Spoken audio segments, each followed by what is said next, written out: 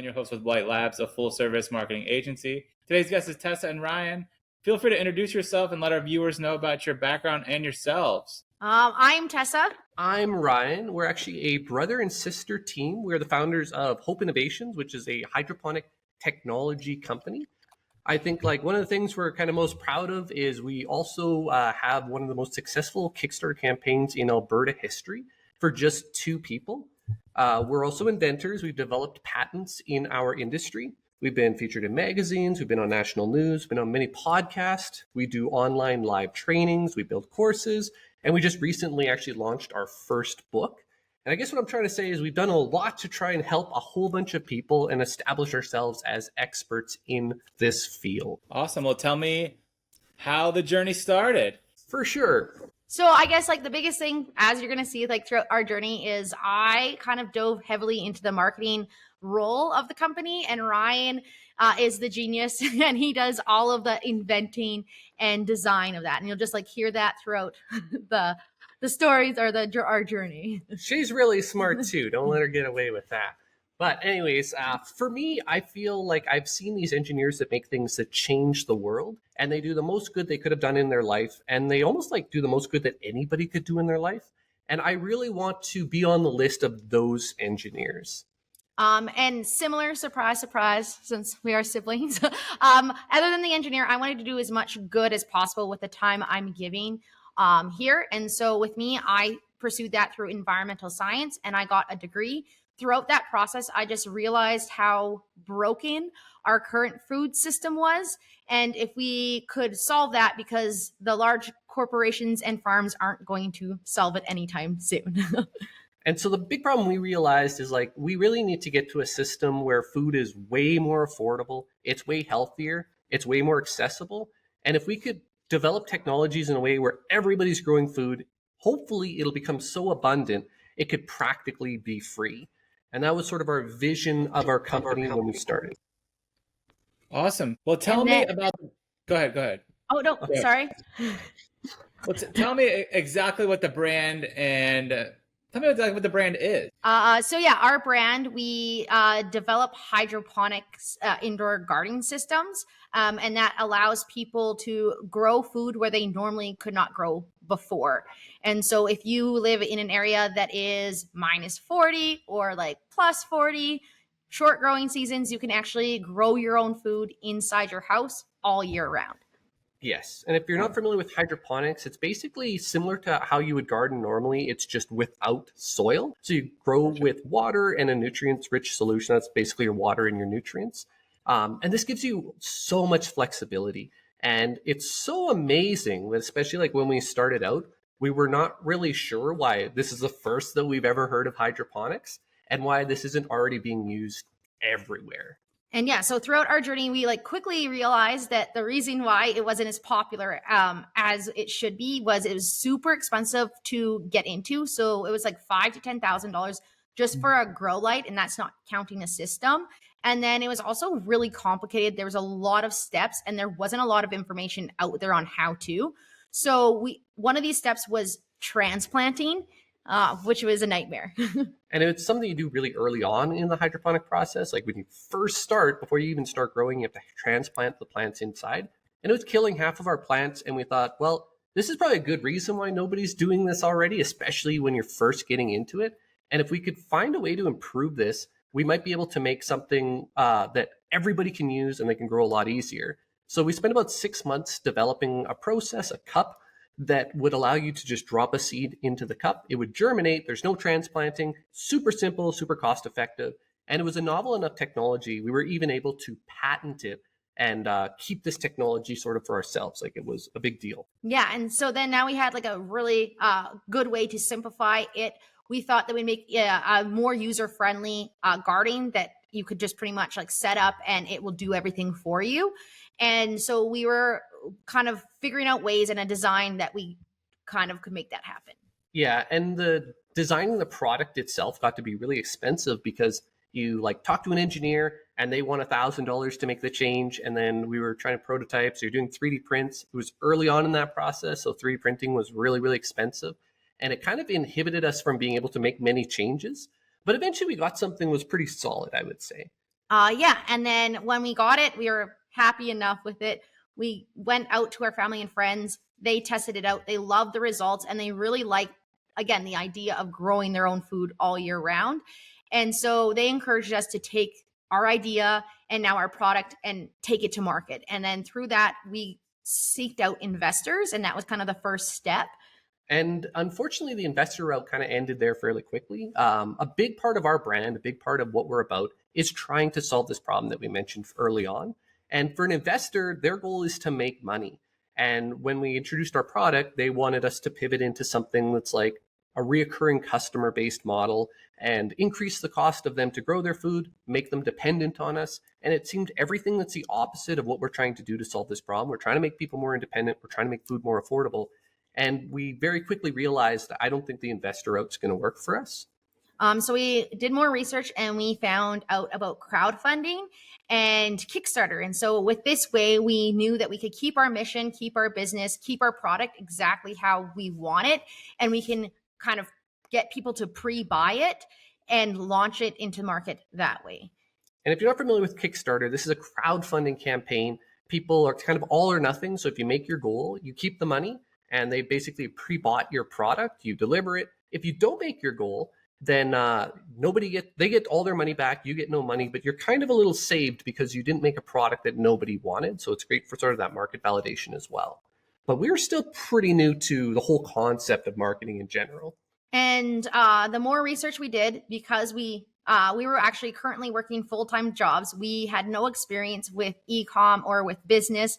We were in oil and gas. And so we were like looking out for experts to help us bring this to market. And so we actually hired a marketing agency to help us with our Kickstarter campaign. We let them do more of the building of audience. And then we focused more on the PR because we could show our passion to people. And we were hoping to gain a lot of traction that way. Yeah, and we actually crushed it in our end as far as we were able to get on national news. We were able to get in podcasts, into radio, into magazines. And a lot of it, I think, is because we just have way more passion about our product than someone representing our product. The marketing agencies, they did okay. We got about 5,000 followers. We were getting pretty excited. We're like, this should be enough momentum. We needed about $150,000 to get off the ground. And with 5,000 people, it seemed pretty doable. Yeah, and so we launched it, and there was a lot of buzz, and we're like, "Okay, we're gonna hit this. This is gonna be great."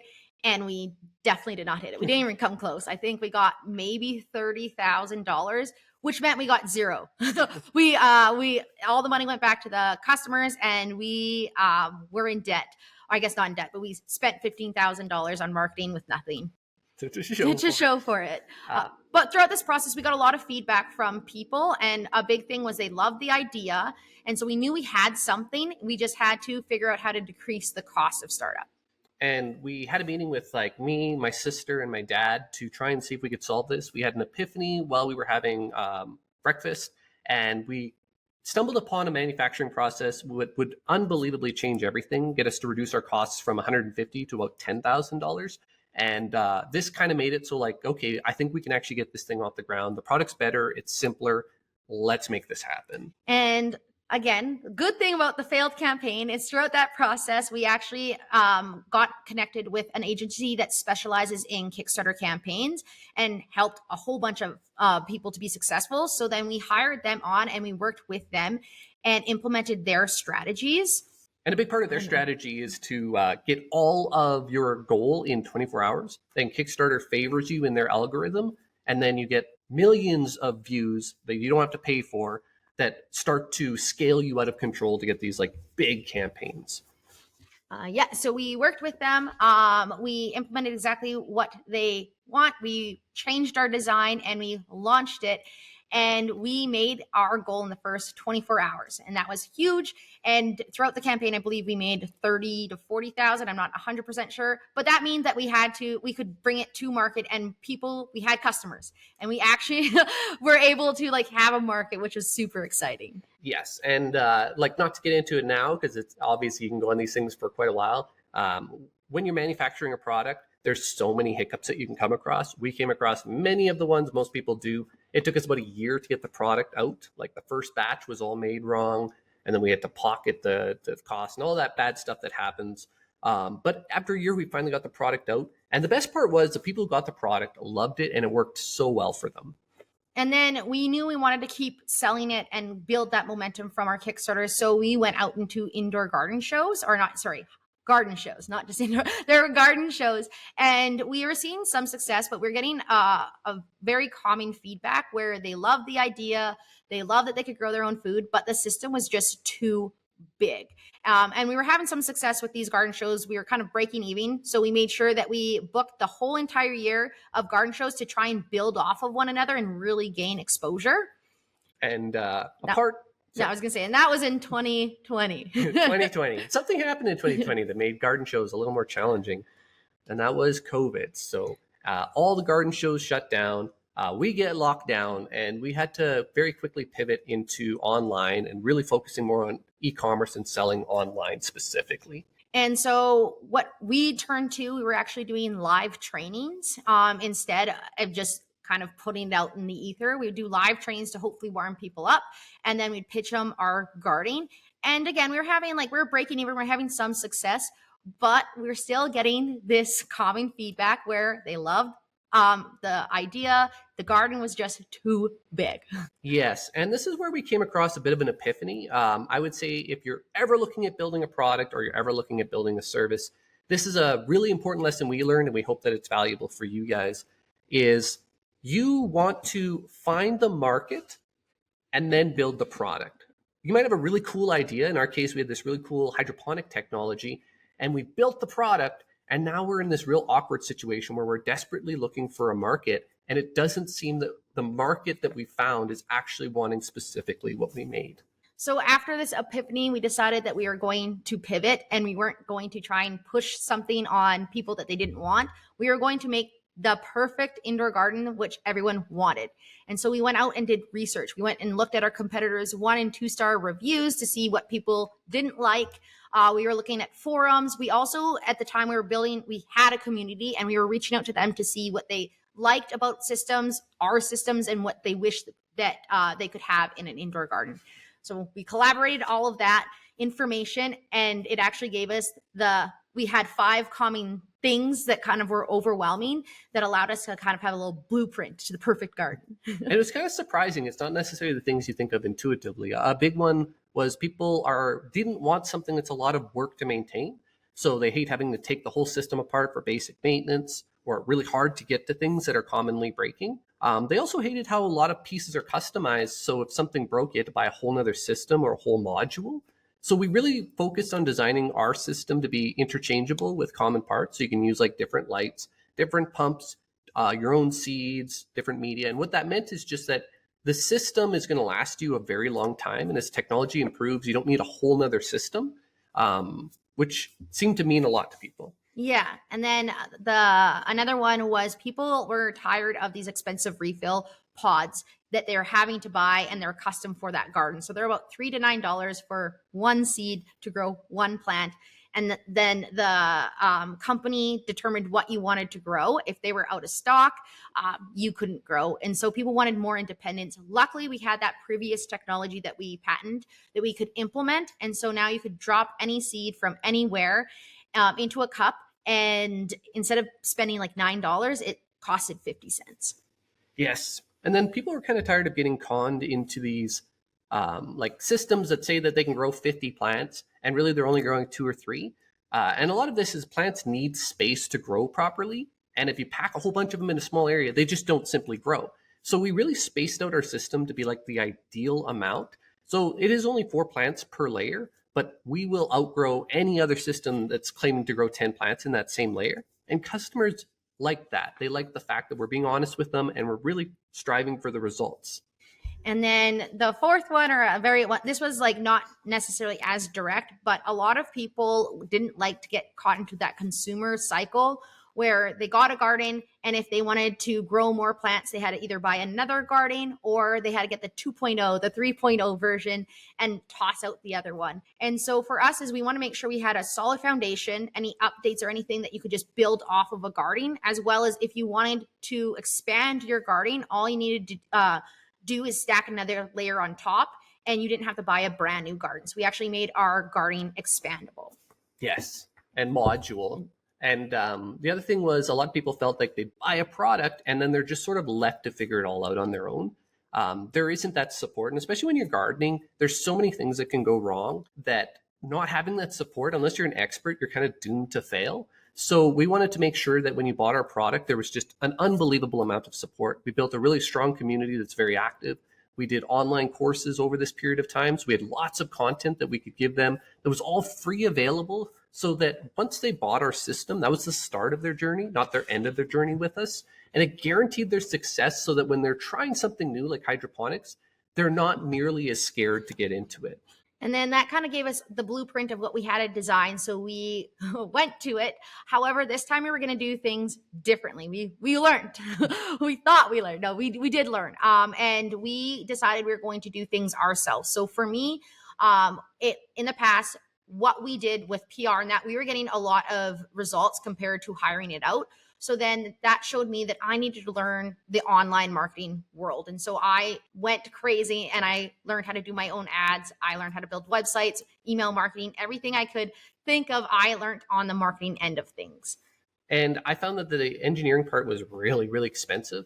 And it stopped me from being able to make iterative changes because it just got too expensive. So I learned how to 3D model. I bought software, and I spent the 2 years during COVID to get really good at this. And then I bought a 3D printer so I could learn how to 3D print and do all the modeling on my own. And both of us are working full-time jobs while all of this is happening. But this allowed us to take the time necessary to get good and get everything figured out without spending a fortune.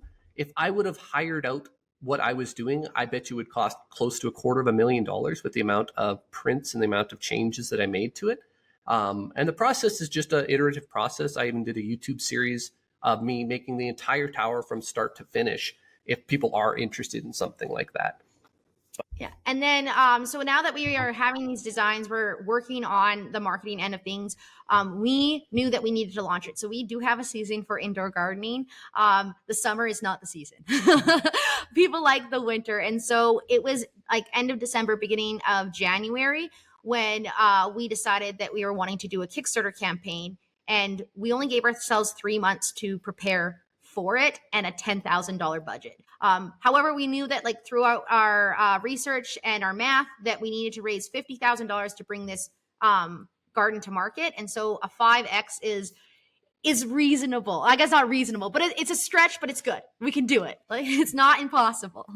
And like, spoiler alert, this Kickstarter ends up exploding. So these were sort of the marketing strategies that we used that we think led to such a successful Kickstarter campaign with such a small budget. One was we had a pretty high ticket item. So we took advantage of a service called UpViral. UpViral, basically what you do is you do a free giveaway and people basically get their name entered in a raffle. They get kind of points or names into a raffle. And then depending on certain actions they do, like sharing it or sending it out or posting it, they can get more points, which are essentially more draws of their name. So the more they share, the more likely they can get this free system. And that really helped us take off at a very small investment, especially because we're giving away a kit that they're not going to get till well after it's already been launched. Yeah. And then the second one is because we're getting a lot of momentum with these emails, we were going to warm them up. So we were warming up through the process 12 days before the Kickstarter. We would do lives every single day. And in the lives, we'd teach a little bit about hydroponics. And then we would go into a feature and then we'd have question and answer period. So people really got to know us and trust in us and in our vision. And they really liked what we were about, which really helped. Yeah, particularly in the crowdfunding thing, because if they give you money and you go belly up because it just costs more than you thought, they can't get their money back. So there's a huge risk for the consumer. So you really have to build that trust in crowdfunding. And we put a lot of energy into that. But finally, the day came. We had about 160 people agree that they were going to buy the system, which definitely worried us. The previous one, we had about 200, and we have a way higher goal. But we're already committed. We have to get this thing done. We were doing a live launch of the campaign. We had two computers. One was like following the live stream and the chat. The other computer was dealing with the Kickstarter. And we hit the launch button. And about 5 minutes after launch, we were starting to get comments of like the product saying that it's unavailable. And so I went to the other computer to have a look, and I had an expression that worried Tessa, I guess. Yeah, it was not a good expression. And then he's like, what reply? He's like, do you want to know like where we're at? And with live launches, if you ever done them, it's like it's technology and everything. There's always a large error for things to go wrong. And so I thought like it was something really, really bad. And people are seeing this like interaction live. And all of a sudden, like in the comments, they're like, no, it's good. Like we're already at $20,000. And it's like 5 minutes into our campaign. And then each minute, it's like, oh yeah, we're at 23, we're at 20. And it just kept going and going and going. And so in 14 minutes, we actually reached our goal of $50,000, which was crazy. It's insane. And then we had in Kickstarter, you can do stretch goals. So if you like exceed your goal, you can have like little bonuses. If like, oh, if we make it to 100,000, everybody's going to get this. And we weren't expecting 50,000. So our stretch goals were all pretty close together. And we made all of our stretch goals within, I believe, 2 hours, because we were up to $200,000 within 2 hours of our launch. Yeah. And then by the end of the day, we made $300,000. And then the end of the campaign, I think it was $455,000. When the came, like you can do upsells on the back end and things. So like it was a campaign of like about $500,000 that we made on a $10,000 budget, which was insane. But it also allowed us to now, like we quit our full-time jobs. We allowed us to continue to build our company and really like gave us the platform to launch it, and which is really cool. And actually finally start the company itself. And of course, there's so many hurdles that happen along the way, especially a mass project like that. With inflation and everything else, like the container cost went from $3,500 to $35,000, but we got it done. People got their systems because we had developed such a good relationship with our customers. They were patient. They were even willing to give extra money for the shipping, and everything went very well. So I would say that's the cherry. But yeah, that's how we got here. Yeah, and that's how we're now selling indoor gardens. We didn't get it. And then we were just releasing books, and we're doing podcasts right now. We're launching, and we have a lot that we're doing, which is exciting. And our main goal is we're all kind of pushing towards making food more affordable and making it at a local level. And so we're kind of working with regular bodies, I guess, hydroponic bodies, and that to like all work together on a local level to make this possible for everyone, which is exciting. Yeah, so I guess that's our awesome. Amazing story, guys. Thank you. Who is your ideal target audience for your products? A big one is is people that are kind of from 35 to like 55, 60. And that's just because they have to be able to like lift water and pour it. And then they are health conscious, more of homestead. I would say a little bit of conspiracy theories where they don't necessarily trust the government or trust what's going on. Those are the people that really tend to gravitate to our product. Gotcha. It's like a wide range, I guess. And how many total products do you have, and what is your best seller? Okay, I guess we have 2 main gardens, and then we sell a whole bunch of like consumable products or like the seeds and stuff for it. So our main bestseller is our eating tower, and that is a vertical indoor garden. And then we have a larger one that's currently sold out. And then we have about probably like 10 to 20 other smaller products, but it's more of like compliments. You need a garden to like buy the other stuff, if that makes sense. And so the tower was the one that gave us that unbelievable successful Kickstarter. And then the garden, the one's currently sold out. That was our first ever product that we launched prior to the tower. Yeah. And then we have, and add-ons and supports and parts and all that. Awesome. You've told an amazing story so far. What's the future plan for yourself and the brand? Whew, that's a big no. Yeah. Our future plan, we obviously want to keep expanding this kind of part of the business, but we are looking to kind of branch out. Again, our main mission is to make food so abundant that it's like practically free. And so we're looking at ways to branch out, maybe in like commercial or whatever, to allow that to happen. Yeah. Everything from like distribution to reducing the costs, even little things like we've developed microgreen kits that use reusable media, anything that we can do to try and just make the cost of food more affordable while not compromising the health of it. Great. You guys have touched on this briefly. Besides your amazing story, what makes you better than your competitors? Us, no, I'm just kidding. That was my we guess. a lot of it is I guess like it's kind of like the five main things. A big one is the support and help that we give people, where it's if you get a garden, that's not the end of your journey. We want to make sure you're successful, so you have access to asking us questions. We built an amazing community. We've written books to like help support you to guarantee your success, whereas in a lot of other people don't have that when it comes to like features of the product. A big one I would say is the no refills. I believe we're the only product out there that has no refills. That's a turnkey system. And that's a big deal because it means that you're saving a ton of money per plant. On average, it's probably, even with the water and the electricity, cost is about $1.50 per plant for ours. Whereas with our competitors, if you're buying refills, it can be upwards of $12 per plant, sometimes more. So it starts to become a system that can pay itself off. And then we've made all the parts fairly universal. So it's not, let's argue, it's not the best business plan. You know, it's you're not going to make as much money. But I feel like it's really hard for our competitors to compete with us because it's hard to convince people that they want to spend so much extra money for really no added result. Okay, makes total sense. So besides the Kickstarter and a couple other things, what has been the most successful marketing strategy to promote your guys' brand? So we do have a higher ticket price, like our gardens are higher. So it's like to just bring people that never heard us onto like a website. It's not like a $20 to $100 item. And so our most successful one is we actually do more of like a lead magnet by trainings, and we warm people up by teaching them about hydroponics.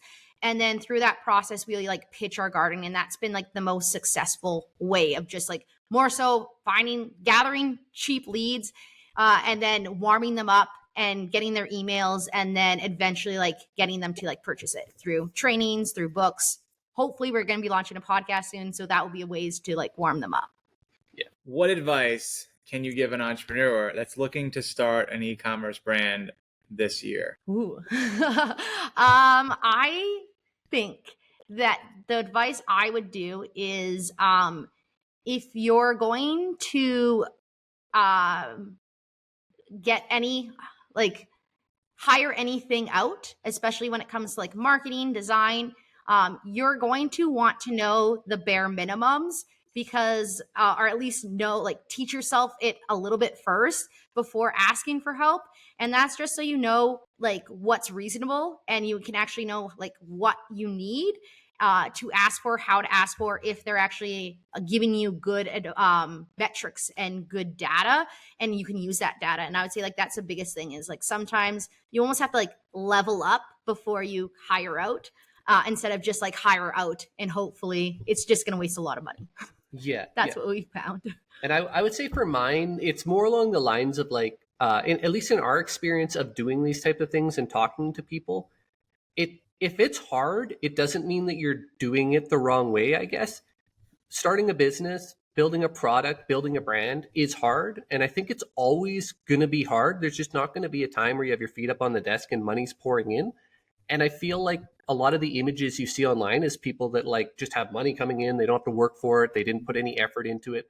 I don't think that's a real thing. Even when it came to our really successful Kickstarter, it wasn't something that just happened. It was so much work. The Kickstarter almost didn't happen. The product almost didn't come out. It was a fight through and through. And I don't think that means that you're doing it wrong. I think you should accept that like making a business is one of the hardest things you'll ever do. It'll always stay hard, and accept that that means that you can still do it.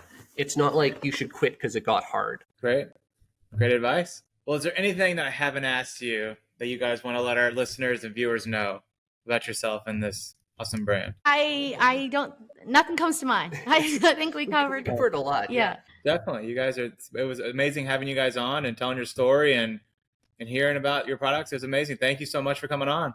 Thanks for having us. Thank you.